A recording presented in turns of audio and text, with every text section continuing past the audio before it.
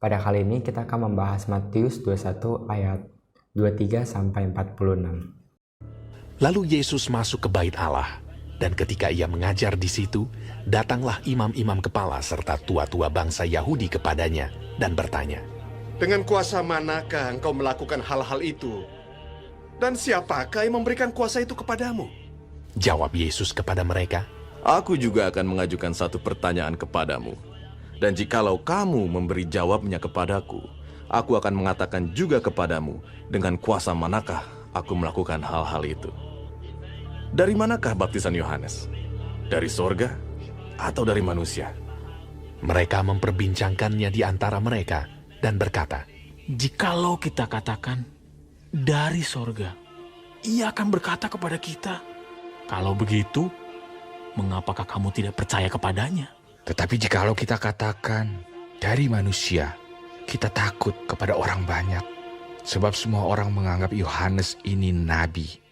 Lalu mereka menjawab Yesus, "Kami tidak tahu." dan Yesus pun berkata kepada mereka, Jika demikian, aku juga tidak mengatakan kepadamu dengan kuasa manakah aku melakukan hal-hal itu. Kenapa Tuhan tidak menjawab langsung imam-imam kepala serta tua-tua Yahudi itu? Tuhan menjawab saya untuk membuat mereka sadar. Karena seperti nubuat Yesaya,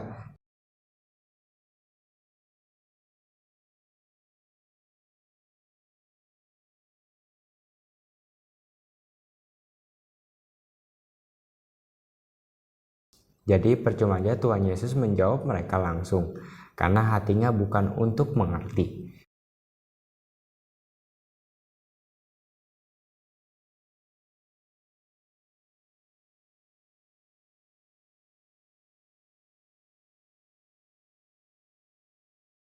Supaya jangan mereka melihat dengan matanya dan mendengar dengan telinganya dan mengerti dengan hatinya, lalu berbalik sehingga aku menyembuhkan mereka.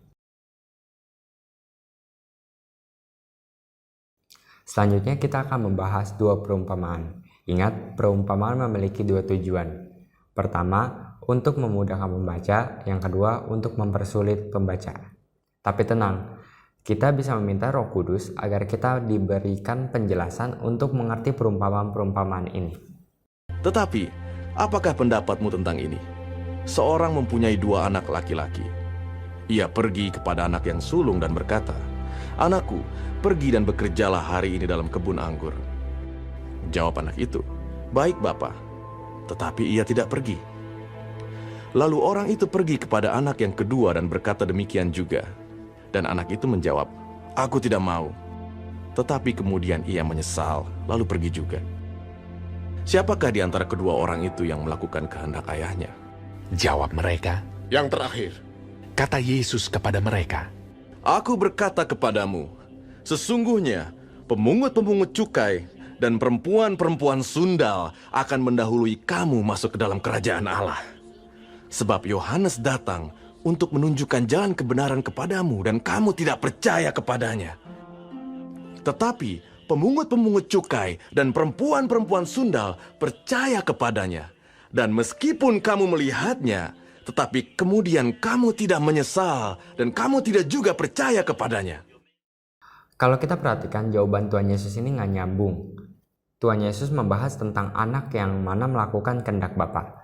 Tapi Tuhan Yesus selanjutnya membahas tentang perempuan sundal dan pemungut cukai yang akan masuk surga terlebih dahulu. Aku bertanya kepada Tuhan, apa nyambungnya Tuhan? Tuhan menjawab, karena kita sudah lama menjadi orang Kristen, kita kadang meremehkan dan kita seperti anak yang pertama yang iya doang tapi nggak pernah dilakuin. Contohnya itu kayak kita udah dapat firman Tuhan tapi kita nggak menjadi pelaku firman. Dan sedangkan orang-orang yang baru mengikuti Tuhan Yesus, yang baru bertobat, mau taat dan percaya sama Tuhan. Ingat, definisi percaya adalah Yohanes 14 ayat 12. Barang siapa percaya kepadaku, ia akan melakukan juga pekerjaan-pekerjaan yang aku lakukan. Apakah kita sudah melakukan pekerjaan yang dilakukan Tuhan Yesus? Bila belum, sama saja kita seperti orang yang tidak percaya. Perumpamaan tentang penggarap anggur. Dengarkanlah suatu perumpamaan yang lain. Adalah seorang tuan tanah membuka kebun anggur dan menanam pagar di sekelilingnya. Ia menggali lubang tempat memeras anggur dan mendirikan menara jaga di dalam kebun itu. Kemudian ia menyewakan kebun itu kepada penggarap-penggarap, lalu berangkat ke negeri lain. Ketika hampir tiba musim petik, ia menyuruh hamba-hambanya kepada penggarap-penggarap itu untuk menerima hasil yang menjadi bagiannya. Tetapi penggarap-penggarap itu menangkap hamba-hambanya itu. Mereka memukul yang seorang, membunuh yang lain, dan melempari yang lain pula dengan batu. Kemudian tuan itu menyuruh pula hamba-hamba yang lain, lebih banyak daripada yang semula, tetapi mereka pun diperlakukan sama seperti kawan-kawan mereka. Akhirnya ia menyuruh anaknya kepada mereka. Katanya, "Anakku akan mereka segani." Tetapi ketika penggarap-penggarap itu melihat anaknya itu, mereka berkata seorang kepada yang lain, "Ia adalah ahli waris. Mari kita bunuh dia supaya warisannya menjadi milik kita." Mereka menangkapnya dan melemparkannya keluar kebun anggur itu lalu membunuhnya. Maka apabila tuan kebun anggur itu datang, apakah yang akan dilakukannya dengan penggarap-penggarap itu? Kata mereka kepadanya, Ia akan membinasakan orang-orang jahat itu, dan kebun anggurnya akan disewakannya kepada penggarap-penggarap lain. Ia akan menyerahkan hasilnya kepadanya pada waktunya. kata Yesus kepada mereka, Belum pernahkah kamu baca dalam kitab suci? Batu yang dibuang oleh tukang-tukang bangunan telah menjadi batu penjuru.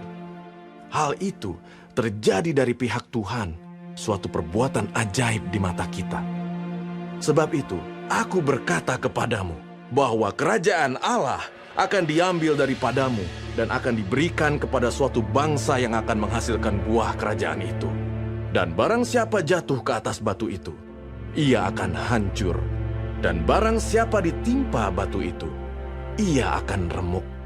ketika imam-imam kepala dan orang-orang Farisi mendengar perumpamaan-perumpamaan Yesus, mereka mengerti bahwa merekalah yang dimaksudkannya. Dan mereka berusaha untuk menangkap dia. Tetapi mereka takut kepada orang banyak, karena orang banyak itu menganggap dia nabi.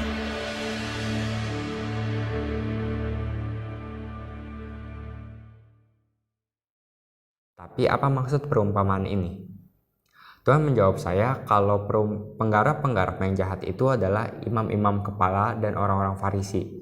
Lalu Bapa memberikan anaknya untuk menggarap kebun itu, tapi penggarap jahat itu tetap ingin membunuhnya. Lalu Tuhan Yesus mengatakan, "Aku berkata kepadamu bahwa kerajaan Allah akan diambil daripadamu dan akan diberikan kepada suatu bangsa yang akan menghasilkan buah kerajaan itu."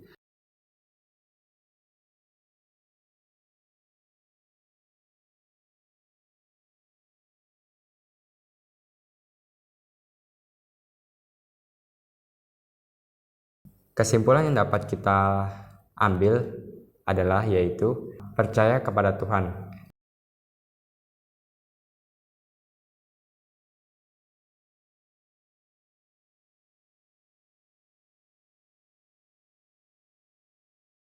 Terima kasih, kiranya Tuhan Yesus memberkati.